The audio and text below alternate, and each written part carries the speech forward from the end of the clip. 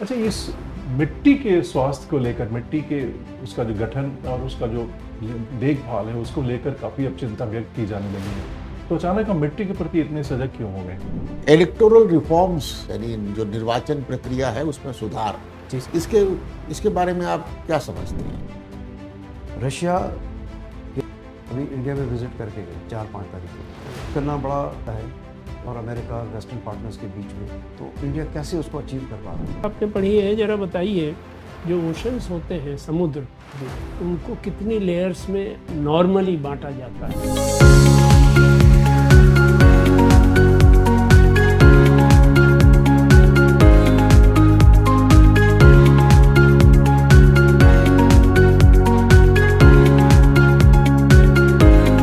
May I come in? आइए आइए, come in, Good morning, please have a seat Thank you.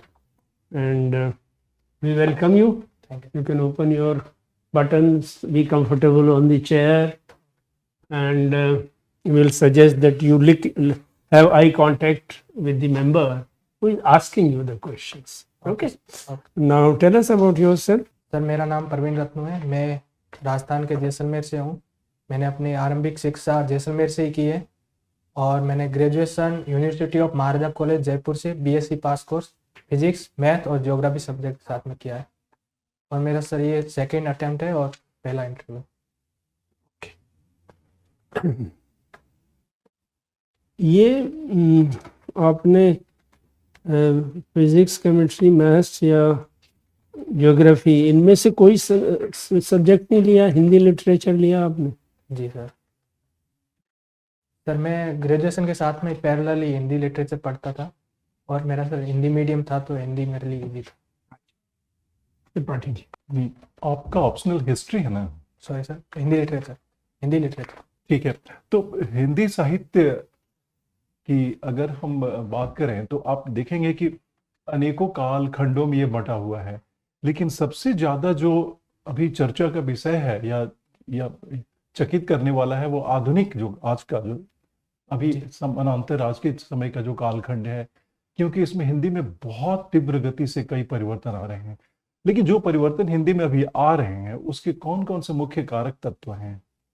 एक sir सबसे बड़ा कारण सोशल मीडिया है, इंटरनेट, जिसके माध्यम से कोई भी व्यक्ति लिख सकता है. पहले इतनी आज़ादी नहीं थी कि हाँ लिखने की थी लेकिन प्रकाशन की वो नहीं थी.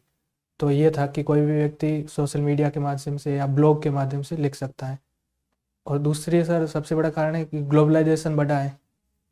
उसके साथ में जो बाहर के विदेशों में जो ट्रेंड आते हैं वो भी फॉलो किए जाते हैं. ये भी एक कारण है. लेकिन किसी भी भाषा का एक अपना मानक स्वरूप होता है, हर भाषा का होता है. और जो व्याकरण जो होते हैं, आप समझते हैं ना व्याकरण? व्याकरण लिखने वाले. तो जो व्याकरण होते हैं वो कुछ सीमाएं निर्धारित करते हैं. तीसरी बात, किसी भाषा का अपना लालित्य होता है. तो आपको नहीं लगता कि ये सारे तत्व जो साहित्य के आवश्यक अंग हैं, वो धीरे धीरे तिरोहित होते जा रहे हैं? सर, मानक भाषा के रूप में तो हिंदी आज अच्छी बेहतर स्थिति में है और इसमें हाँ, लेकिन रूप परिवर्तन भी आए, लेकिन फॉर्मली नहीं आए, अनौपचारिक रूप से तो आए हैं. जैसे इंग्लिश का बढ़ता हुआ कल्चर है, व्हाट्सएप की लैंग्वेज है, ये ट्रेंड है. और अगर भाषा का जो मानक स्वरूप है, जैसे मान लीजिए कि अगर हम बहुत ज्यादा अगर आजादी बरतते हैं भाषा को लिखने में, शब्दों के साथ, व्याकरण के साथ, आंचलिक बोलियों के घाल मेल के साथ छेड़छाड़ करते हैं, तो मानक स्वरूप का क्या होगा? सर, मानक स्वरूप तो स्टैंडर्डाइज है तो उसमें फर्क तो पड़ता ही है उसमें, और समावेशिता बढ़ती है. तो इसमें सर जो शब्द है या फिर कुछ दूसरी भाषाओं के व्याकरण के नियम है उसको समावेशित कर सकते हैं. तो हिंदी की जो खड़ी बोली या मानक जो भाषा है, जी. उससे और हिंदुस्तानी में अंतर क्या है? सर, हिंदुस्तानी में फारसी शब्दावली का प्रयोग थोड़ा अधिक था और जो मानक खड़ी बोली है उसमें संस्कृत निष्ठा का और सबका मतलब समावेशित है एकदम. जो आपका जो सिलेबस है यूपीएससी का, जी, उससे इतर किसी साहित्यकार को पढ़ा है आपने? सिलेबस से इतर? सर नहीं पढ़ा. सिर्फ सिलेबस तक सीमित रहे हैं हिंदी साहित्य को पढ़ते समय? जी. आश्चर्य है. कोई बात नहीं. तो जो सिलेबस में पढ़ा है, जिसका कि एक बड़ा एक सीमित स्वरूप है किसी साहित्य को अध्ययन करने के लिए, तो उसमें सबसे प्रिय लेखक आपके कौन है? लेखक प्रेमचंद जी. प्रेमचंद किस वजह से आपके सबसे प्रिय लेखक हैं? सर उनके जो लेखनी है जिसमें वो लिखते हैं वो एक ग्रामीण पृष्ठभूमि से है, तो वो जो ठीक लिखते है। हैं वो अधिक दिल को छूता है। कैसे? जैसे मान लीजिए कि प्रेमचंद की एक कहानी है बड़े घर की बेटी, जी सर। तो उसमें दिखाया ये जाता है कि वो एक अत्यंत ही संभ्रांत और एक फ्यूडल बैकग्राउंड से आती हैं, लेकिन उनके विशेष कार्य की वजह से बाद में जिस तरह से उनकी प्रशंसा होती है उस कहानी में कि बड़े घर की बेटियां ऐसी ही होती हैं, तो आपको नहीं लगता कि इसमें एक वर्ग विशेष को एक ज्यादा एक एक ऐसे परिप्रेक्ष्य में चित्रित किया जा रहा है कि जैसे उन्हीं में ये बड़ापन होता है? सर हाँ, जो नारीवादी विमर्श है उसमें ये आरोप लगाया जाता है प्रेमचंद जी पे कि वो, लेकिन सर उस समय ऐसा था, एक कह सकते हैं कि जो बड़े प्रेमचंद घर की बेटी जो अमीर और जमींदार या उच्च घराने से आई है, उसी से ऐसी अपेक्षा की जा सकती थी। कहानी का ये रूप है। सर प्रेमचंद जी के समय ऐसा हो सकता है, उनका अनुभव रहा होगा कि उन्होंने ऐसा देखा होगा, लेकिन सर वर्तमान समय में ऐसा नहीं है। आज के समय में हर लड़की ऐसी हो सकती है, हर बेटी ऐसी हो सकती है। आपको उनका कौन सा कथानक या उनका लेखन सबसे पसंद है? गोदान सर उपन्यास। किस वजह से?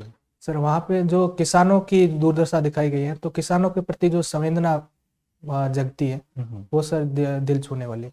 लेकिन आज के परिप्रेक्ष्य में जो किसानों की स्थिति है वो पूरी तरह से बदली हुई है, और अभी हम एक रीजेनरेटिव एग्रीकल्चर की बात कर रहे हैं। ये रीजेनरेटिव एग्रीकल्चर क्या है जो आधुनिक संदर्भ में भारत में बात किया जा रहा है, जो पर्यावरण, किसानों की बढ़ती हुई बदलती परिस्थितियों और भारत के आर्थिक और इंडिया का जो न्यूट्रिशनल डिमांड है, सबको संतुलित करने के लिए जो रीजेनरेटिव एग्रीकल्चर की बात किया जा रहा है वो है क्या? सॉरी सर, मैं समझा नहीं क्यों सर। रीजेनरेटिव एग्रीकल्चर के बारे में नहीं पढ़ा आपने? जी नहीं सर। अच्छा, ये मिट्टी के स्वास्थ्य को लेकर, मिट्टी के उसका जो गठन और उसका जो देखभाल है उसको लेकर काफी अब चिंता व्यक्त की जाने लगी है, तो अचानक हम मिट्टी के प्रति इतने सजग क्यों हो गए हैं? सर एक तो पर्यावरण का इशू है, सॉइल डिग्रेडेशन हो रहा है, और दूसरा फर्टिलाइजर में जो केमिकल यूज करते हैं, केमिकल फर्टिलाइजर, उससे कैंसर जैसी बीमारियों का बढ़ता हुआ रूप है, इसके कारण भी चिंताएं बढ़ती है। इसलिए सब मिट्टी का स्वास्थ्य बहुत ज़रूरी हो गया है। दूसरी हमारे प्रोडक्टिविटी बहुत कम है, तो वो भी एक बड़ा कारण है। ठीक, थैंक यू। प्रवीण जी, आपने स्कूल में और कॉलेज में साइंस पढ़ी? जी सर। फिजिक्स, केमिस्ट्री, मैथमेटिक्स, जी। और आपने सिविल सर्विसेज में हिंदी को चुना, जी। तो क्या आप फिजिक्स, केमिस्ट्री, मैथमेटिक्स में ज़्यादा कॉन्फिडेंट कम थे क्या जो आपने हिंदी चुनी? सर ज़्यादा कॉन्फिडेंट भी नहीं था, और दूसरा हिंदी इजी भी था, दोनों कारण थे। तो हिंदी ले लेते ग्रेजुएशन में। ऐसा सर वो था नहीं कि कॉम्बिनेशन की अच्छा, 3 सब्जेक्ट्स चुनने थे, जो जिस स्ट्रीम में जो मैंने कोर्स ज्वाइन किया था उसमें हिंदी अवेलेबल नहीं थी। एक सर मैंने ट्राई किया था, केमिस्ट्री घटा के ज्योग्राफी सब्जेक्ट लिया था। हाँ हाँ हाँ, चलिए। अच्छा, इलेक्टोरल रिफॉर्म्स यानी जो निर्वाचन प्रक्रिया है उसमें सुधार, जी सर। इसके बारे में आप क्या समझते हैं? सर चुनाव में निष्पक्षता और फेयर एंड फ्री इलेक्शन के लिए जो प्रयास किए जा रहे हैं वो सर इलेक्टोरल रिफॉर्म जैसे। कैसे किया जा सकता है? हमारे प्रक्रियाओं में क्या कुछ कमी है जो आपको लगती है जिसपे सुधार की आवश्यकता है? एक सर वोटर वेरिफिकेशन वाला जो वीवीपैट वाला हम लेके आए हैं, उस रिफॉर्म को भी जैसे 5 बूथ पे एक विधानसभा क्षेत्र या लोकसभा क्षेत्र में 5 बूथों पर वो वेरीफाई किया जाता है, जो पर्ची होती है, जो वोट पड़े, उसको सर बढ़ाया जा सकता है ताकि पारदर्शिता बढ़े। और सर दूसरा है कि इलेक्शन कमीशन की स्वतंत्रता को बढ़ाना चाहिए, तो उस पर सर स्वतंत्र तो वो पूरा है, उसमें तो जितना स्वतंत्र है होना चाहिए उतना ऑलरेडी है वो। अब वहां बैठने वाला अगर स्वतंत्र ना रहे वो अलग विषय है। संविधान ने पूरी स्वतंत्रता दी है। जी सर, उनकी अपॉइंटमेंट में अभी जो अमेंडमेंट हुआ था, तो वहाँ पे जो सत्ता पक्ष है उनके द्वारा चुनने की ज़्यादा चांसेज है। अगर उसकी जगह सीजीआई का एक पैनल में होना भी एक निष्पक्षता को बढ़ाएगा, और जैसे ऑटोनॉमी बढ़ सकती है इलेक्शन कमीशन। तो सीजीआई के होने से अच्छा कैंडिडेट आएगा। जी सर। ये आप कहना चाह रहे हैं? जी सर। तो आजकल काफी सुनने में आ रहा है ये SIR कई प्रदेशों में चल रहा है। आपके प्रदेश चल रहा है, नहीं चल रहा है? चल रहा है सर। तो आपने अपना फॉर्म भर दिया अपने यहाँ? जी नहीं सर। मैं इसके सर बारे में बताइए, इसकी क्या क्या होता है, इसमें कैसा होना चाहिए, इसमें क्या कमी है, आराम से बताइए। सर इलेक्शन कमीशन बार जब समय समय अंतराल पर वोटर लिस्ट होती है उसके शुद्धिकरण के लिए ये स्पेशल इंटेंसिव रिवीजन करता है, जिसमें जो मतदाता सूची है उसमें जो अशुद्धियाँ होती हैं, विसंगतियाँ होती है, उसको दूर करने के लिए वापस वेरिफिकेशन किया जाता है कि शुद्धिकरण क्या शब्द है ये? अशुद्ध है वो क्या? विसंगतियाँ सर। नहीं, शुद्धिकरण भी इस्तेमाल किया ना आपने। जी सर। शुद्धिकरण क्या ये उचित शब्द है इस रिवीजन में? भाई वोटर लिस्ट है, उसमें कुछ लोग मर गए, कुछ लोग चले गए, जी वो ठीक करना है, तो इसको शुद्धि अशुद्ध हो जाता है क्या? नहीं सर, वो सेंस में नहीं है मेरा सर जो इस शुद्धिकरण से तात्पर्य था कि सुसंगतिकरण, हाँ, रिवीजन है ये। रिवीजन, शुद्धिकरण की अंग्रेजी क्या हुई? प्योरिफिकेशन, वो नहीं है ये, रिवीजन, रिवीजन। पुनरीक्षण। Okay sir. आप बताइए आगे। और सर जिसमें जो अगर गलत किसी ने वोटर आईडी बना ली है तो उसका भी वेरिफिकेशन इसमें किया जाएगा कि वो एक इंडियन सिटीजन है या नहीं, जो वोट उसके पास राइट है कि नहीं, वो भी इसमें वेरीफाई किया जाएगा। और सर इसमें सबसे बड़ा जो चैलेंज है वो या फिर विपक्ष द्वारा जो आरोप लगाया जाता है ये कि इसमें वोट लिस्ट से नाम काटा जा रहा है वोटर्स का। हालांकि सर जो गलत या फिर जो सही प्रूफ नहीं दे पाए उनका ही नाम काटा गया था, और जो जिनके पास प्रूफ है, सिटीजन या वोटर राइट है, वो वापस उसमें जुड़वा सकते हैं। अब जैसे मान लीजिए 1-1.5 महीने के लिए आप अपने जिले में नहीं हैं, आप कहीं मुंबई किसी काम से गए हैं, कुछ गए हैं, उस दौरान ये SIR हो जाए तो आपका तो नाम चला गया। जी सर। तो वो क्या ठीक रहेगा? जाना चाहिए ऐसे नाम? आपका नाम तो रहना चाहिए ना। सर रहना चाहिए, उसके लिए एक ऑनलाइन व्यवस्था भी कर सकते हैं जिसमें ऑनलाइन अपडेट कर सकते हैं। तो SIR में इतनी कंट्रोवर्सी क्यों हो रही है? विपक्ष बहुत आरोप लगा रहा है। सर विपक्ष द्वारा आरोप लगाया जाता है कि उनके जो वोटर्स हैं उनके नाम काटे जा रहे हैं, इसलिए सर कंट्रोवर्सी में आया है, लेकिन सच्चाई सर शायद नहीं है। तो इसकी देखिए, कंट्रोवर्सी को अवॉइड करने के लिए निर्वाचन आयोग क्या कर सकता था? पहले से ही सबको ऑल पार्टी मीटिंग्स में उसमें बुलाकर सबको ब्रीफिंग दे सकते थे कि हम ये करने वाले हैं। सबको सर सर्वसहमति से किया जा सकता है। सबको कॉन्फिडेंस में लेना चाहिए। जी सर। वही नीति बनती, लेकिन सबसे विचार विमर्श करके बनती तो लोगों को ये शिकायत का मौका नहीं मिलता, एक्सेप्टेंस बढ़ती। चलिए, वेरी गुड। और आपका ये जो एक्स्ट्रा करिकुलर रिकॉर्ड तो बहुत ही अच्छा है। Thank you. ये तो आपने तो उसमें कई चीजों में एक्सेल किया है। थैंक इंस्पायर स्कॉलरशिप मिला है आपको। यू। जी सर। ये तो 12th में मिलता है ना? हाँ सर, 12th में जो बोर्ड में टॉप 1% होते हैं उनको ग्रेजुएशन के लिए दिया जाता है, ग्रेजुएशन और पोस्ट ये ग्रेजुएशन। भारत सरकार देती है, राज्य सरकार देती है? भारत सरकार, department of science and tech. और उनको कई इंस्टीट्यूशंस में ऑटोमेटिक एडमिशन मिलता है, आईसर वगैरह में। हाँ सर, हो भी सकता है सर, अवेयर नहीं। कैप्टन रहे कॉलेज क्रिकेट टीम के आप, हेड बॉय रहे स्कूल के, बहुत अच्छा आपका एकेडमी के एक्स्ट्रा करिकुलर रिकॉर्ड है। Thank you. जी सर। हेड बॉय होने के नाते स्कूल में आपने क्या सुधार लेके आया जो कि स्टूडेंट्स फील करते होंगे या टीचर्स फील करते होंगे? कुछ ऐसी चीज़ होगी जो चैलेंज होगा या पेन पॉइंट होगा, ऐसा कुछ आपके सामने आया? एक सर ये था कि जो मॉनिटर्स होते हैं स्कूल के, उनका हेड बॉय उनका हेड होता है, चेयर करता है उनको, तो उनकी जो समस्याएं थी, जैसे उनके जैसे ये था कि सर जो मॉनिटर होते हैं वो फ्रिक्वेंटली चेंज हो जाते थे क्लास में, तो उनको स्टेबल करवाने के लिए मैंने एक बार बात की थी, तो कि वो 2 महीने के लिए या 3 महीने के लिए रहे मॉनिटर। पहले क्या फ्रीक्वेंसी हुआ करती थी, चेंज होते थे जो? जैसे 15-20 दिन में कोई क्लास में होता था, सभी क्लास में नहीं होता था, 15-20 दिन में मॉनिटर चेंज हो जाता था, तो उससे डिसिप्लिन कम हुआ। चेंज होने की वजह क्या था? सर वहाँ पे बच्चे शिकायत करते थे कि मॉनिटर नहीं चाहिए हमें।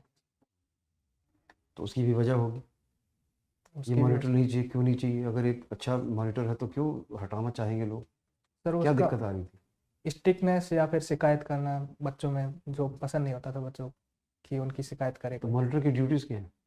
यही है सर, क्या? क्लास में डिसिप्लिन बनाए रखना और टीचर की एब्सेंस में क्लास को हेड करना। तो आपने जो एक्शन लिया कि वो लंबे समय तक बने रहे, तो आपने क्या चेंजेस लेके आए ताकि वो लंबे समय तक बने रहे?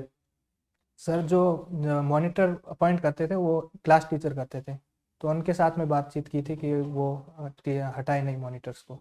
ये हटाना ना हटाना, लेकिन उनका बिहेवियर और एटीट्यूड तो वही रहेगा। किसका सर?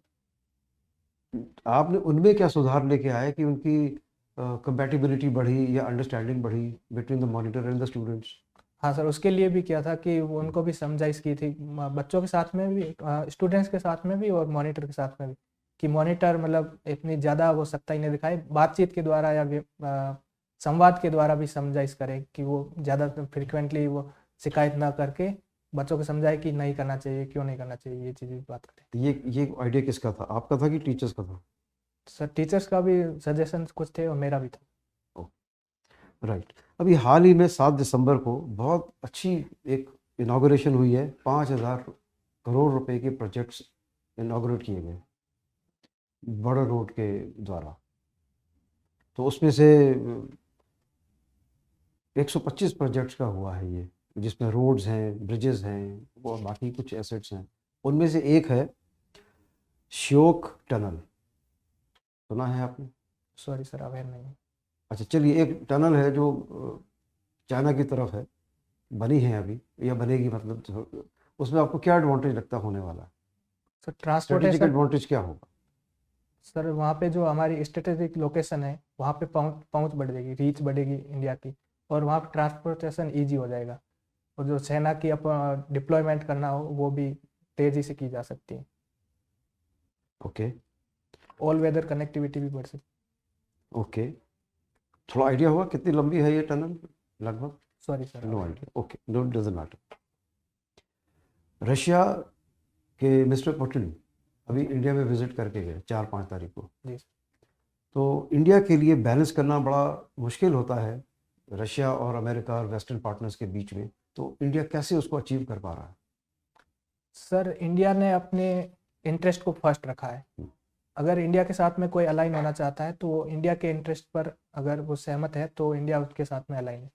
तो इसमें सर जो रशिया के साथ में इंडिया का जो कोऑपरेशन है, जिसमें डिफेंस, स्पेस और क्रूड ऑयल, एनर्जी सेक्टर का जो है, और जो वेस्ट के साथ में है टेक्नोलॉजी है, इमर्जिंग टेक्नोलॉजीज और ट्रेड का है, जिसमें एग्री एक्सपोर्ट वगैरह ये है। तो ये दोनों की अलग अलग डिमांड्स हैं और अलग अलग सप्लाईज है, तो सर उससे बैलेंस हो सकता है। मतलब इशू बेस्ड अलाइनमेंट है? Issue based. जी सर। Okay, requirement based. जी सर। और हम किसको ज़्यादा प्रेफर कर रहे हैं, मल्टीपोलर डिप्लोमेसी है, क्या है? सर मल्टीलेटरल को हम सर करते हैं, ज़्यादा प्रमोट करते हैं। और सर हाल ही में फॉरेन मिनिस्टर ने भी कहा है कि हम वर्ल्ड को 21st सेंचुरी में मल्टीलेटरिज्म को तरफ बढ़ना चाहिए। तो ऐसा क्या है कि हम किसी एक ब्लॉक के साथ अलाइन नहीं होना चाहते? सर उससे ये हो सकता है कि हम जो दूसरा पक्ष है उसको खो दें पूरी तरह से। Okay, good, right. आप फुल बॉडी स्कैन मेडिटेशन करते हैं, जी सर। थोड़ा सा बताएं इसके बारे में। सर जो नॉर्मली मेडिटेशन होता है उसमें एक बॉडी के एक पार्ट जैसे फोरहेड पे या फिर ब्रीदिंग और या फिर साउंड पे जो कंसंट्रेशन किया जाता है, लेकिन इसमें फुल बॉडी स्कैन में ये होता है कि ब्रीदिंग के साथ साथ में जो बॉडी के पार्ट होते हैं, top to bottom, bottom to top, क्रमवार ये पूरे बॉडी के पार्ट्स होते हैं, उस पर कंसंट्रेशन किया जाता है। तो इसमें और योग निद्रा में क्या अंतर है? सर योग निद्रा, एक क्रिया होती है योग निद्रा, जी सर। इसमें और योग निद्रा में क्या अंतर है जो आपकी फुल बॉडी स्कैन मेडिटेशन है? योग निद्रा में सर रिलैक्स होके एकदम सोया जाता है और डीप ब्रीदिंग और बिना कुछ सोचे समझे एक रिलैक्स मोड में रहते हैं। तो योग निद्रा में भी टो से लेके ऊपर हेड तक ये पूरी बॉडी को स्कैन किया जाता है? हो सकता है सर सिमिलरिटी भी हो, लेकिन हाँ। हमें अवेयर नहीं। अच्छा, आपने इस चीज़ को स्टडी किया कि अभी? योग निद्रा इसका आइडिया नहीं है आपको? आइडिया नहीं। ऑलराइट। अच्छा, अपना थोड़ा सा रूटीन बता दें आपकी, जैसे आप सारा दिन गुजारते हो, सुबह 6 बजे उठे, रात को 11 बजे सोए, बीच बीच क्या क्या मेजर एक्टिविटीज़ होती हैं? सर सुबह उठने के बाद में फ्रेश बहुत अप ब्रीफली, हाँ, ओके बारीकी से नहीं जाना। हाँ, फ्रेश अप होने के बाद में सर मैं मेडिटेशन, योगा और मेडिटेशन करता हूँ। और उसके बाद में सर मैं नहाता हूँ। और उसके बाद में सर मैं स्टडी करता हूँ। जैसे सर 8 बजे से लगा के 12 बजे तक। तो 12 लंच के बाद में 1 घंटा आराम करता हूँ। ओके, ठीक है, understood, got it, thank you. Okay sir.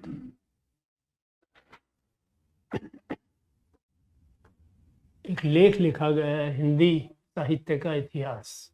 जी याद आ रहा है किस लेखक ने लिखा है? सर, बहुत से इस नाम से लिखा है, आचार्य आचार्य रामचंद्र शुक्ल। ओके, और ओके, चलिए शुक्ल जी का ही ले लीजिए।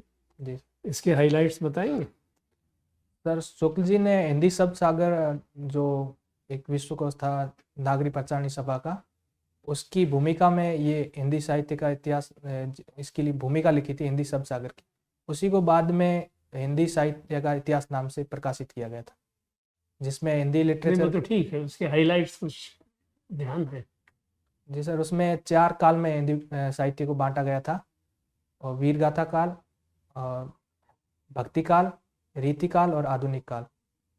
और सर इसमें जो भक्ति काल का दो भागों में विभाजन किया जाएगा, सगुण धारा और निर्गुण धारा। और आधुनिक काल को प्रथम उत्थान, द्वितीय उत्थान और तृतीय उत्थान के रूप में वर्गीकृत किया गया था।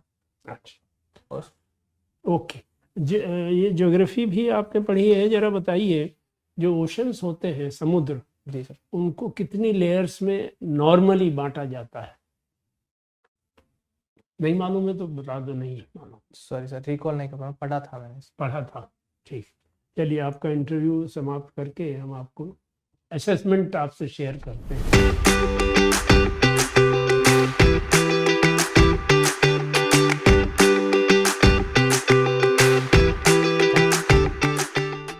अभी बाल हाँ, अभी, और ये इस पे आ जाएगा, वीडियो पे, और वीडियो आपको दिया जाएगा। तो जो पूरा वीडियो है बड़े ध्यान से देखिएगा।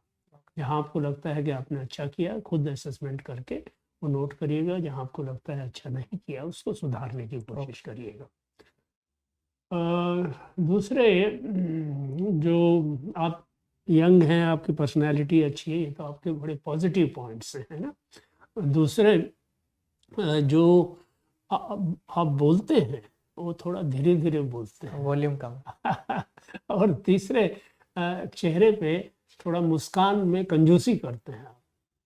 तो वो चेहरे पे हल्की मुस्कुराहट रहनी चाहिए। ये मतलब आर्टिफिशियल नहीं होनी चाहिए, एक जेन्युइन मुस्कान रहनी चाहिए। आपको खुश होना चाहिए कि आप इस स्टेज तक पहुंच गए, राइट, है ना। चौथी बात हम बताएंगे कि आप पोखरन, आपसे आप संबंधित हैं, जी सर। पोखरन के बारे में खूब विस्तार से पढ़ के जाइए। हमने पूछा नहीं है जानबूझ के, कि आप लोग को मालूम होगा, और ना मालूम होगा तो पढ़ लीजिए।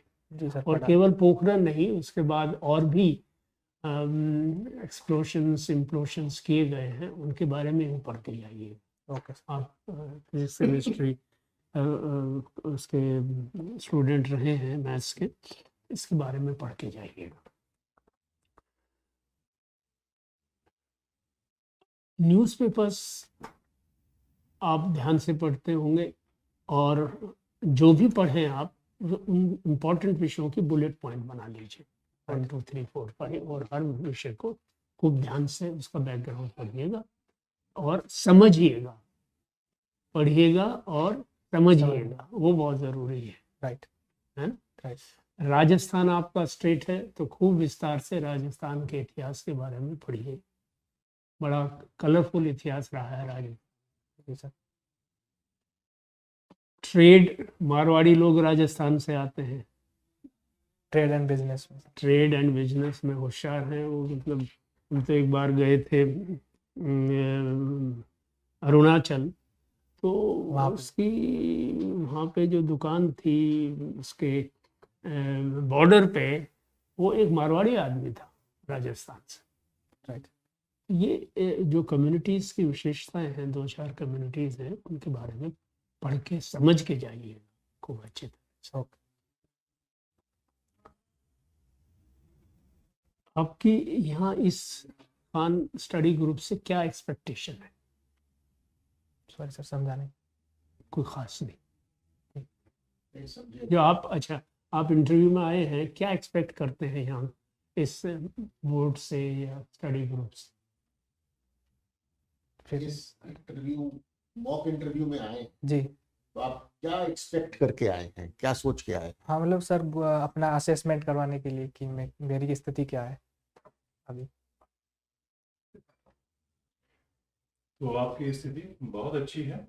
Thank you. Nice jacket, suits, कपड़े पहने हुए हैं, काफी स्मार्टली बैठे हुए हैं।